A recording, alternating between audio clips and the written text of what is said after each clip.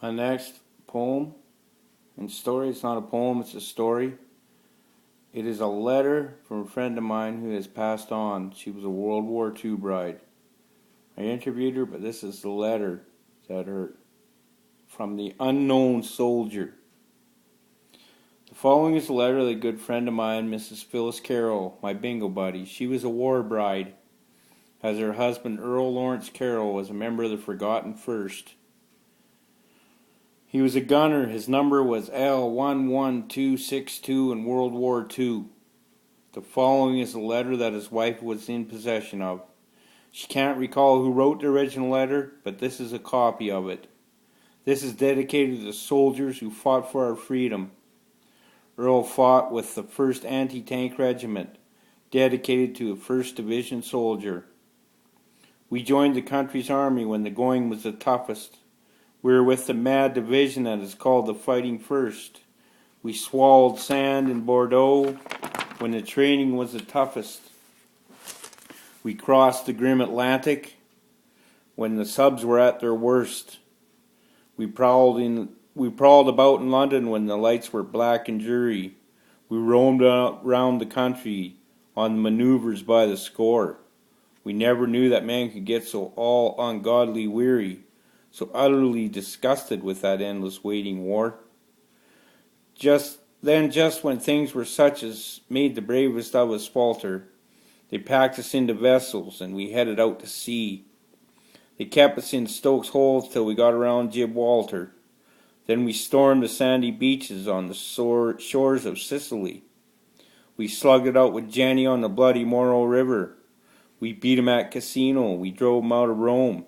Sadly, many of our buddies will be lying there forever. We met a lot of trouble that you'll never know at home. We fought in fields of mud and blood the day we took on Tona. We did the same at Rimini and worse at Manimo. We traveled all the highways from Messino to Bologna. We waded all the rivers from Tican to Po. We were not in France on D-Day, we were busy at other places. We had a little job to do and we did it well. The Nazis still remember how warm we've armed embraces. We caught them in our gun sights and we blew them all to hell.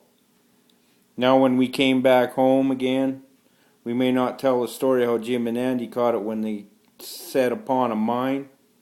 We admit the details as too horrible or gory or all the sights we saw that day we broke the Gothic line. We talk of pretty maidens and the beauty of the scenery. We'll stress the rights of merriment and tell our little jokes. But those who fought their way across that God-forsaken country saw dirty, deadly fighting under Major General Vokes. We didn't pretend to argue who the bravest were or strongest. But when you sit in a beverage room to shake your burning thirst, remember that the boys who got there first and stayed the longest were those lads down in Italy called Vokes Forgotten First. Next is an interview with a war bride, a lady by the name of Phyllis Carroll. She was the wife of this soldier, Earl Carroll. Where were you born? She was born in Haywards Heath, Sussex, England, October 23rd, 1919. What was your childhood like? Quiet like any other childhood, she said. Played games. Where did you meet your husband? I asked. She replied, same place I was born. He was in the interview with the war bride. He was in the Anti-Tank Regiment. I met him through a friend. That was in 1942. We were married May 29th, 1943. I'm not sure of the date. I would have to look it up. He went to Scotland before we were married. He came back on a Thursday. We were married that Saturday, she replied.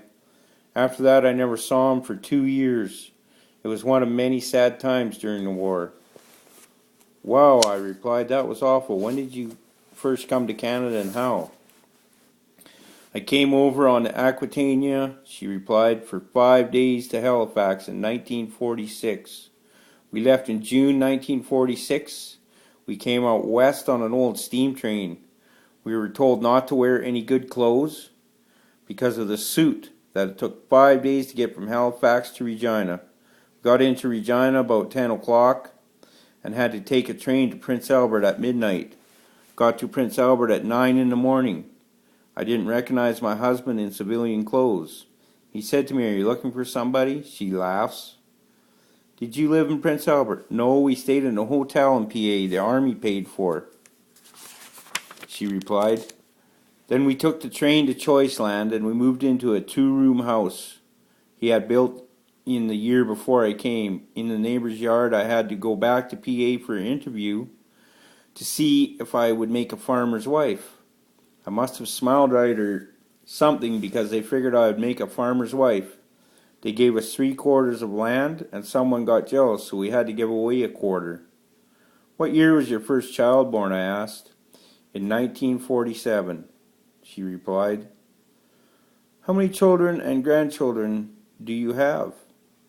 "6 children," she replied, 18 grandchildren, and 18 great-grandchildren. "What did you have for livestock?" I asked. "We didn't have any." "When did you get your first tractor?" "I believe in 1948. I think it was International."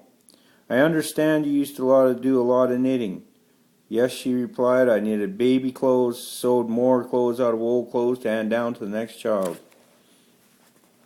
"What was the first Christmas like with your husband?" "We went to the neighbors for Christmas. It wasn't easy. I often wondered how we made it." "Because you had each other," I replied. "I never had corn," she said, "till I came to Canada, because over in England it was used as chicken feed. We grew our own vegetables, lived on deer meat." "What year did you move to Francis?" "Probably in 1964, she replied, "give or take a year." "What year did your husband die?" "In 1982. He was sick for 18 years, she replied. "I moved to Weyburn in 2001. "Thank you very much for the interview." "You're quite welcome," she replied. "If I remember any more, I'll be sure to tell you. I became a Canadian as soon as I got married. The war started September 3rd, 1939. The war ended May 8th, 1945. And the next item I'm going to read is called Life. Like this. "Man comes into the world without his consent and leaves it against his will. On earth he is misjudged and misunderstood.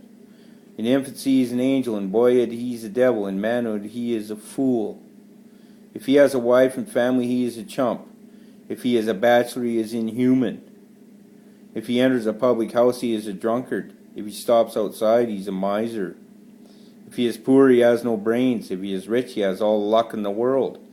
If he has grains he is considered smart but dishonest. If he goes to church he is a hypocrite. If he strays away he is a sinful man. If he gives to charity he does it for advertisement. If he does not he is stingy and mean. When he comes into the world everyone wants to kiss him. Before he goes out everyone wants to kick him. If he dies young there is a great future ahead of him. If he lives to a ripe old age everybody hopes he has made a will. Life is a funny proposition. Thank you.